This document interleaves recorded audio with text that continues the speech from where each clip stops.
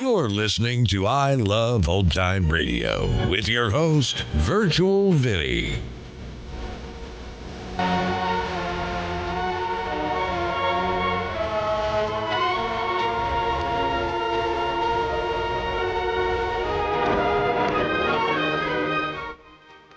It's a new episode here on I Love Old Time Radio. Welcome, Old Time Radio fans. I'm your host, Virtual Vinny. You can interact with us via social media on Facebook at I Love Old Time Radio and on Twitter at I Love OT Radio. You can send feedback to us via the contact form on our website at iloveoldtimeradio.com. If you enjoy this program, please take the time to rate and review us at review.iloveoldtimeradio.com.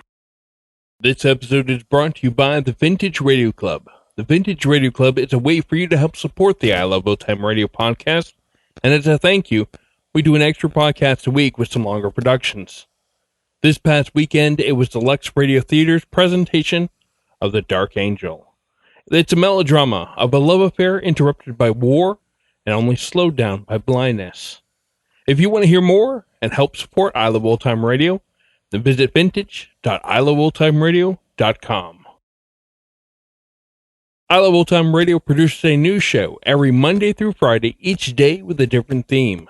Tuesdays, it's about the adventures on My Friend Irma. This episode originally aired May 24th, 1948, and it's called Aunt Harriet to Visit.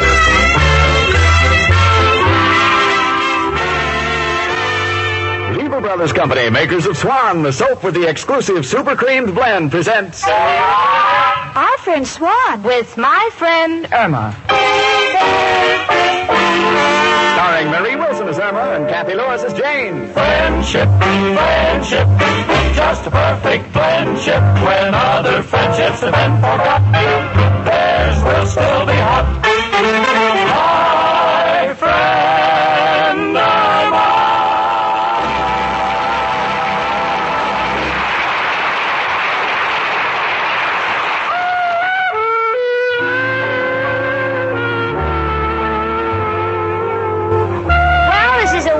Spring day, Irma and I are at the window looking down below. On the sidewalk is an organ grinder with a monkey on a leash. Every time the monkey gets a penny, the organ grinder pulls on the leash and takes the penny from the monkey. Every time the monkey gets a banana, the organ grinder peels it for him. Irma's fascinated by this. Jane? Yeah, sweetie? Isn't that wonderful how the monkey has that organ grinder trained to do everything? I can answer Irma, but after living with her for over a year, the cost of aspirin is keeping me broke. Come in. Telegram from Miss Stacy. Oh, I'll take it. Here you are, boy. Thanks, miss. Oh, Jane, don't open it. Why not? It's addressed to me. Oh, but telegrams get me so nervous. They always bring bad news. Oh, honey, that's preposterous. Oh, it's not. The last one I got told me my Uncle Henry just got married. What's bad about that? It was from his wife. He was already married. Now, remember, that's just an isolated example. Believe me, anyone who's afraid of opening a telegram is a superstitious mid-Victorian nincompoop living in the Middle Ages. Irma, please open the telegram for me. Oh, all right, Jane. Oh, Jane, I told you it's bad news. Someone in your family is executed. Executed? Let me see that. Arrived today by train, excited to see you.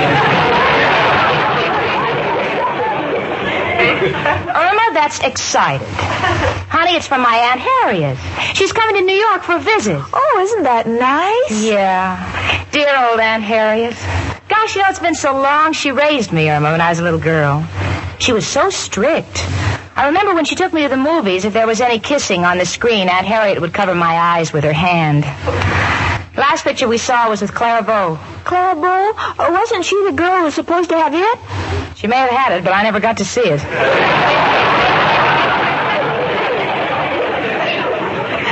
Jane, is your Aunt Harriet married? No, she's a widow. Uncle Alvin left her a fortune. She's quite lonely, though. She's getting on in years. I'm her only living relative. Gosh, Jane, you may inherit her money. Oh, please, Irma, don't even say that. Why, it never even occurred to me. Well, I'd like Aunt Harriet to live to be... oh, my goodness, she's already past that. Jane, is your aunt going to stay with us? Oh, I don't think so, honey. I know she'd be happier in some hotel. Jane, the reason you want to send her to a hotel isn't because you're ashamed of me, is it? Oh, Irma, of course not. And what about Al? Go on, say it. You must be ashamed of him. But I'm not. You must be. Everyone else is. I'm not ashamed of Al, sweetie. It's just that Aunt Harriet happens to be a very straight-laced person. And while she's a shrewd businesswoman, I don't think she'd be interested in Al's deals. Oh, he wouldn't do anything. No? I can just picture the meeting. Aunt Harriet would come in, and before I could say, "This is Al," he'd be saying to Aunt Harriet, "Because I like Jane, gonna let you in on a good thing." And before I can separate the two of them, Al would have sold her a piece of property that could only be seen at low tide when the water is clear. Come in. It's only me, Professor Kropotkin. Girls, I hope I'm not intruding, but would you happen to have a spare doorknob? I'm terribly sorry, Professor. We just happen to be out of extra doorknobs. Why do you want one? Well, I would like to hang it outside of my room. So when our landlady, Mrs. O'Reilly, walks by, maybe she'll see it and get me a door. Professor. I was only trying to cheer you up. I thought maybe that telegram in your hand is bad news. Oh, this? No, it's from my Aunt Harriet. She's coming in for a visit on the 2:15 train from Chicago. Oh, entertaining relatives is no good, but I know how you can get out of it, Jamie. You've got to give her the shock treatment. Shock treatment? Uh-huh. You take her up to my room and turn on the lights. Professor, Jane's aunt is very rich. Oh, a rich aunt. Then, Janie, please meet her in my room. Maybe when she sees how I live, she'll adopt me. No, Professor, Aunt Harriet isn't going to stay here. I think she'd be much more comfortable in a hotel. I'll get it. Oh, Jane, look who's here. Hello, Richard. Hello, Irma. Jane, Professor. Oh, Richard, you're just the man I want to see. Where would you take an elderly woman? How old? About 60. Oh, I wouldn't take her any place. I don't go out with women over 40. Please, Richard, my Aunt Harriet's coming to visit me, and I want to find a nice, quiet hotel for her. Do you know of any? What about the Plaza? Yeah, the Plaza does it. Come on, Richard, take my arm. We're going to Grand Central Station to meet Aunt Harriet. You be nice to her. Who can tell? Someday she may be in your family. Come on. Now, take it easy, Jane. Don't break my arm. I may be in your family, too. Well, in that case, take good care of your arm. Someday I may want you to put that last remark in writing. See you later, folks. Gee, don't they make a lovely couple? Yes, Irma. And the way that Richard chases Jane, I have a feeling she's going to get away. You know, I can't understand why Janie's aunt shouldn't stay here. Gee, neither can I. It just doesn't seem right that one of Jane's relatives should stay at a hotel. I have a feeling that she's ashamed of me. Irma, darling, never think of that. I admit there are moments when Janie is annoyed by your little mistakes. Like the time you set fire to the bottom of her dress because she said she wanted a skirt with a flare. But I'm sure she loves you. Oh, I don't know. It's me, chicken. Oh, come on in, Al, honey. Hiya, chicken. Hello, Professor. Hello, Al. Well, it's 3 o'clock, feeding time. I think I'll go back to my room. What do you mean, feeding time? Well, Al, a little bird built a nest outside of my window, and sometimes he comes back with extra bread. Chicken.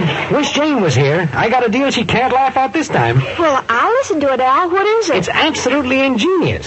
I'm going to patent a long shoe with a compartment in the toe filled with samples. So when a housewife slams the door on a salesman's foot, he can still show her the merchandise. What do you think of it, chicken? I like it, Al. Well, you don't seem very enthusiastic. What's on your mind, chicken?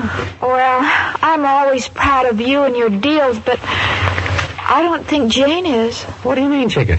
Well, Jane has a rich aunt visiting her, and... Oh, I'll do that again. Do what again? When I said rich, your ears stood up.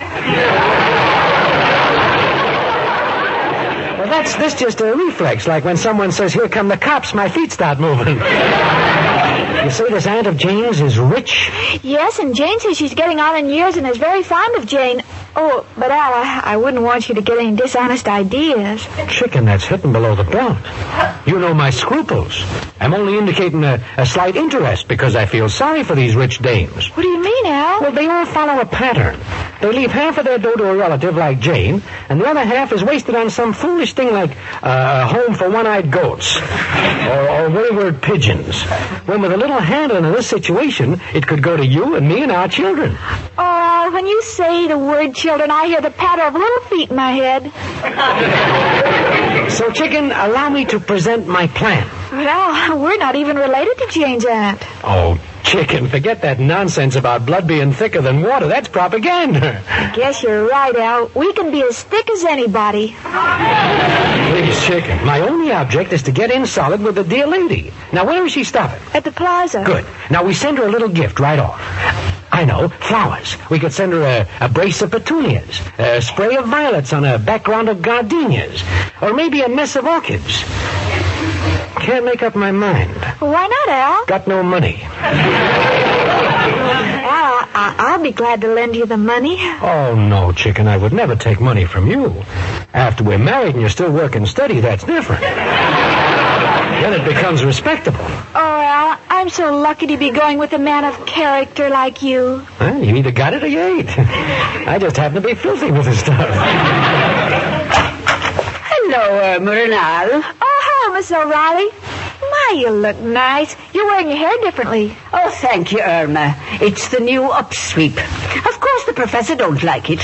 He said before I swept it up, I should have raked it. You look younger than ever. Something we can do for you, Mrs. O'Reilly? Well, if you'd be so kind. My niece and nephew are taking me to a pig roast. Oh, and it's going to be so good to be back among all my friends. Now, my niece's little baby's asleep up in my room, and little Muriel Martin's going to sit with him. Now, when she comes home from school, would you give her this key to my room and these $2 I promised her? We'll take care of everything, Mrs. O'Reilly. Thanks. Irma, dear, I dressed in a hurry. Did I paste my eyelashes on straight? No, one is higher than the other. Oh, glory be, I must get my heels fixed. Don't forget the baby. Goodbye.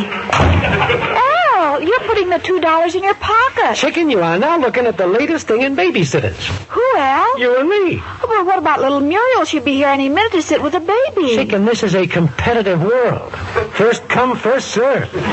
You and I watch the kid, and with the $2, we send flowers to Aunt Harriet. But, Al, I don't know anything about babies. I know they have to be bathed and oiled and powdered, but I wouldn't know where to oil him. You'll learn. But, Al, do you think it's right for us to be babysitters? Chicken, don't you see what a wonderful opportunity this is? This will be a test case of our marriage. Want to see how it'll feel to have a baby. Oh, Al, this is just like playing house. Now, you bring the baby up, and I'll get something for him to eat. Uh-huh. What do you got? Well, let me look in the cupboard.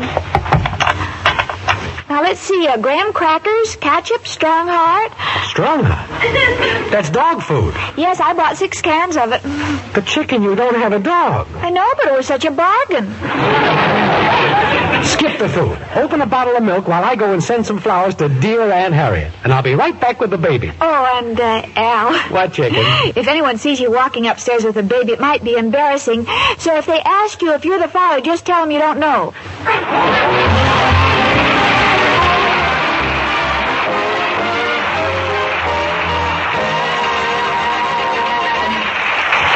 Say, lady, do this. Feel a cake of Swan. See how Swan differs from other soaps. It feels smoother. As Susie Swan says, it's a smoothie. It's a smoothie, it's a cake of Swan. You can feel the super cream blend. You can feel the difference in it. You can tell it in a minute. It's a smoothie.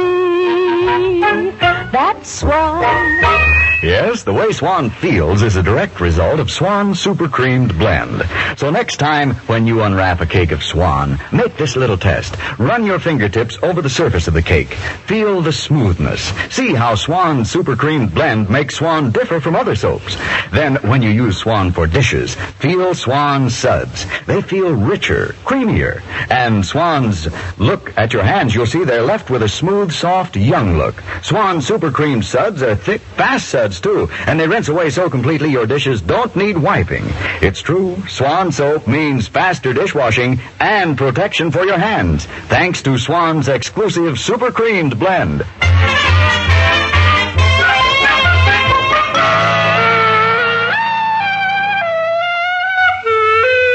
Well, Richard and I are at Grand Central Station waiting for Aunt Harriet. We've been watching the poor information girl answering questions. And I just had one of the most terrifying thoughts in the world. Imagine Irma Peterson as the information girl in Grand Central Station. The Santa Fe would be leaving on Pier 28 for Paris. People planning to go to Florida would be in Alaska just in time for seal hunting. The Honeymoon Express would be going to Reno. You know, just in thinking about it, I'm so happy that we're going to whisk Aunt Harriet to the Plaza Hotel before she gets a chance to meet Irma and her intellectual companion, Al, the unemployed nature bum.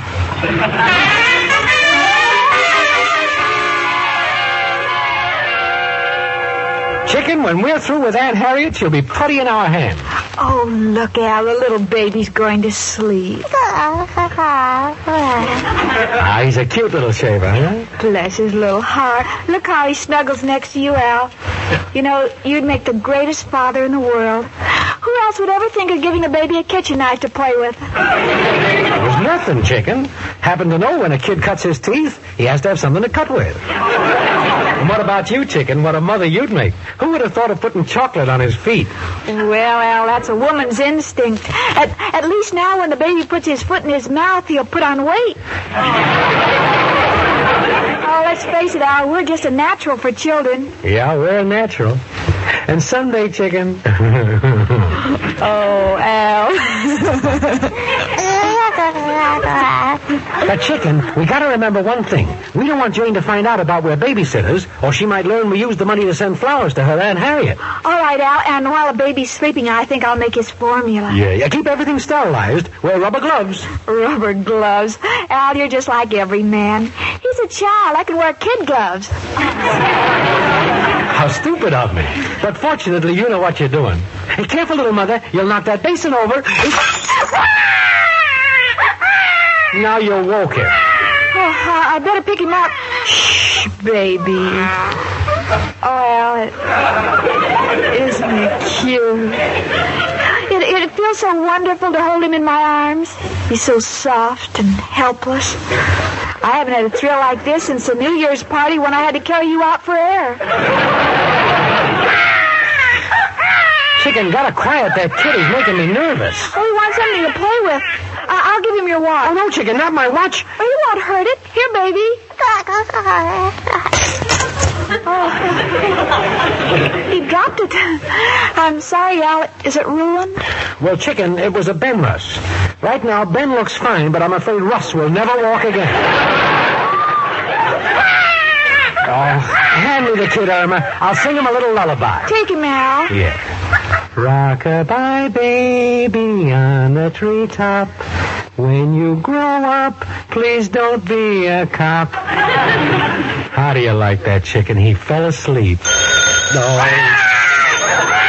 Oh, that darn phone. You get it, Chicken, will you? All right. And if it's Jane, no cracks about us minding the kid. Oh, I know, Al. Hello? Irma, honey, this is Jane. I'm calling from Grand Central Station. Oh, that's nice. Both our eyes, Jane. Irma, I'm not going anywhere. Don't you remember? I'm waiting for my Aunt Harriet. Oh, yes. Well, give her my regards. Well, she's not in yet.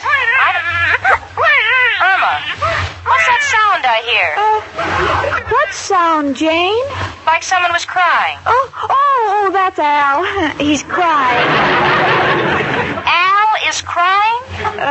Yes, Yes, his feet hurt him. This sounded like a child. Well, Al has small feet. What do you want, Jane? Well, honey, my aunt may have gotten off at 125th Street Station. If she calls the house, you send her to the Plaza Hotel, huh? We'll wait for her. All right, Jane, goodbye. Any news, chicken? Well, Aunt Harriet didn't show up yet. Well, she better. Ain't gonna sit up all night with this kid just so we could send her flowers. Come in. It's only me again, Professor Kropotkin. I just wanted... Oh, look. A little baby. Yes, it belongs to Mrs. O'Reilly's niece. We're sitting on it. I mean, we're babysitters.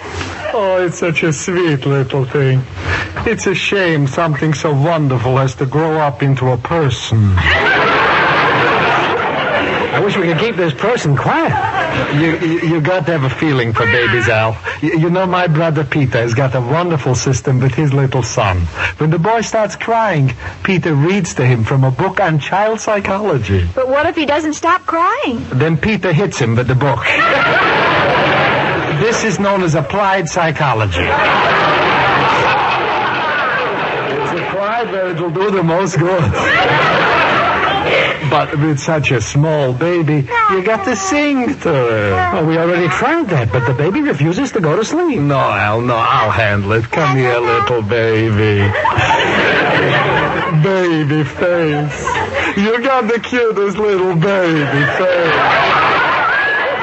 I hope you'll never live to see my place. You'll be a mental case. Oh, my darling little baby face. I scared him. So I'll tell you what, baby, you stay here and don't go away, and I'll run down to the corner and buy you some candy. Jelly beans, a bit of honey, maybe even a teething ring. Oh, they don't work. He's been chewing on one for 30 minutes. He hasn't got any more teeth. Irma, you gotta have patience. You know, there's an old saying, Rome wasn't built in a day. What's that got to do with babies? Nothing. This is a saying for Veterans Housing Project. I'll be back. This is the hardest $2 I ever earned. Wish that Mrs. O'Reilly would get back. Maybe the baby wants to hear a story. Great idea, chicken. But I don't know any of them stories, do you? Well, I know the one about the 3 bears, but I always get stuck at the part where the little bear chops down the beanstalk and Humpty Dumpty falls in the porridge. Could have sworn it had a different ending. But in a spot like this, there's only one man to call. Who, Al? Who else but... Hello, Joe. Got a problem. Got a baby here. What? See if she's got a friend. No, Joe, I said baby, not babe. Look, Joe, you're a family man. What do you do with your youngster when he cries?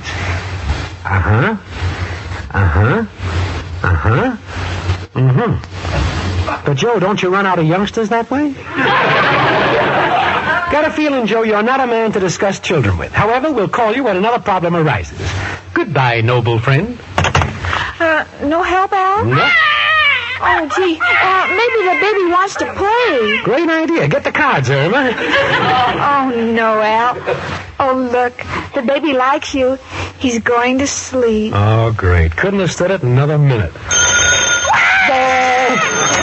Oh, that phone. Take the kid, Irma. I'll get it. All right. Hello? Oh, it's you, Al. Oh, yeah, Jane. Where are you? Well, we're at the hotel waiting for Aunt Harriet, but I can't understand... Al, what was that noise? What noise? Well, I'm sure I heard a baby crying. Baby? No, that was Irma.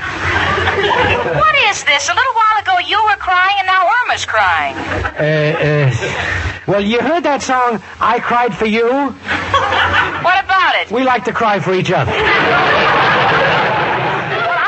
Going on, but I'm coming back to the apartment. Al, you and Irma better not be up to anything because Aunt Harriet may stop there first, and if you embarrass me, I'll never forgive you. Oh, have no fears, Jane. Everything here is normal. What you two consider normal terrifies me. I'll be right home. Goodbye. Chicken, got no time to lose. Grab the kid. We're taking it back to Mrs. O'Reilly's room. Why, Al? Jane is on her way. And besides, hurry up. Oh, that must be the professor. Come in. Hello. Does Jane Stacy live here? Yes, she does. I'm her Aunt Harriet. Oh, well, how do you do? I'm Irma Peterson, Jane's roommate, and this is Al, the man whom I finance with.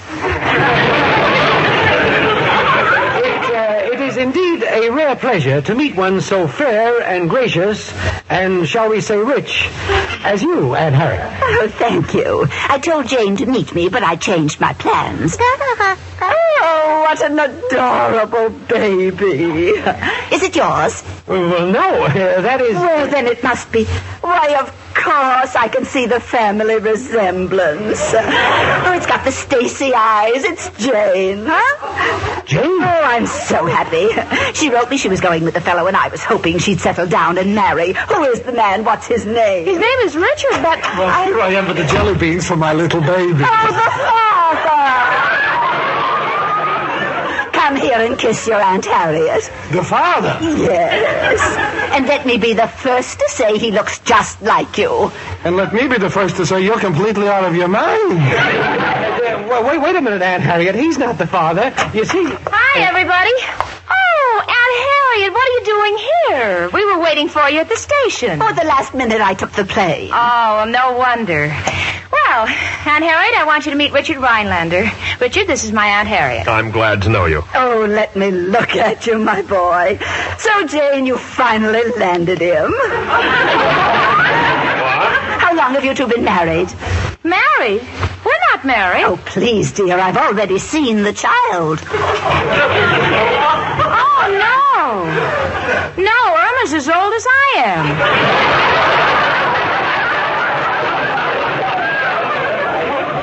She just sounds that way. I mean this baby here. Baby? Where? Irma Peterson. Al, what is this? I want to know what's going on here. They say it's not theirs. You say it's not yours. Don't look at me. I just bought jelly beans. Now, wait a minute. I insist on knowing whose baby this is. Please come in. Oh, it's little Muriel Martin. Look here, Mr. Al. I've been speaking to my mother, and she says you've got to give me the baby. It belongs to me, and I'm supposed to take care of it. Oh, certainly. Here you are, Muriel. Never want to deprive a mother of her child. Do you mean to say that... I do. Believe it or not, Aunt Harriet, that little girl is just another hillbilly bride.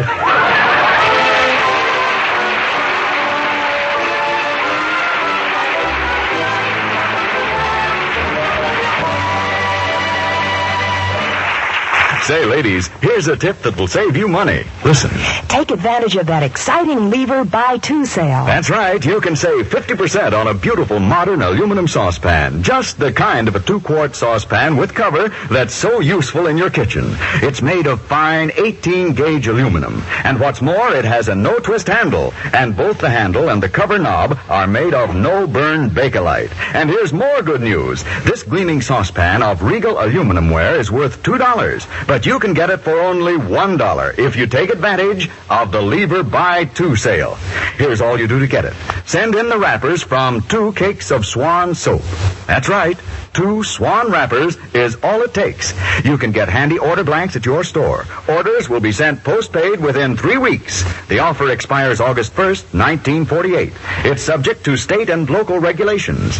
Send your money and wrappers from 2 cakes of Swan and your name and address to Lever Homemakers Club, Box 1, New York City.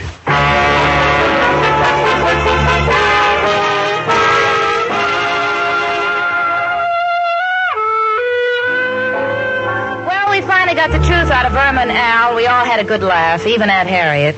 But Irma, having held a baby in her arms, cannot wait until she has some of her own. In fact, she's just finished knitting 5 little booties for the baby's feet. Why anyone would knit 5 and stop, I do not know. So I said, Irma, why did you knit just 5? And Irma said, well, maybe I'll have twins.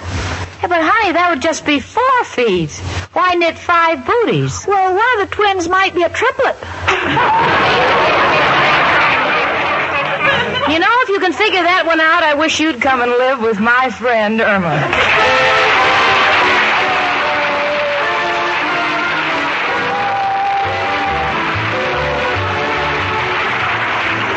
Irma, presented by Swan, another fine product of Lever Brothers Company, was produced and directed by Cy Howard. Tonight's script was written by Cy Howard and Park Levy. Folks, next Monday evening, listen again to Our friend Swan. With my friend Irma. Starring Marie Wilson as Irma and Kathy Lewis as Jane. The part of Professor Kropotkin was played by Hans Conried. Folks, on Poppy Day, there's only one way to be well-dressed. Wear a red poppy made by a disabled war veteran. Yes, wear a poppy. Remember, you'll be helping a disabled veteran and his family when you buy one. So be well-dressed. Wear a poppy. Frank Bingman speaking. Spry. Cakes are light and high. Spry. There's a reason why. Spry. Cakes improve with Spry. Rely on Spry. Yes, there's a reason why Spry makes grand cakes. Spry has an amazing cake improver secret. Try the Spry one bowl way and be sure of lighter, finer, richer cakes every time. No other type of shortening has Spry's cake improver. For new cake-making success, try Spry, the pure all-vegetable shortening. Rely on Spry. S-P-R-Y. Rely on Spry. S-P-R-Y.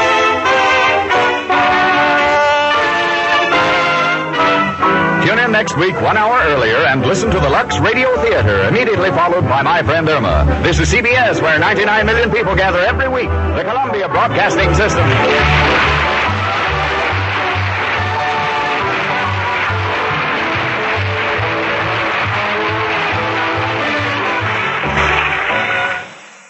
Hi, this is Sarah Spencer of Self Talk Radio Show, and you're listening to I Love Old Time Radio.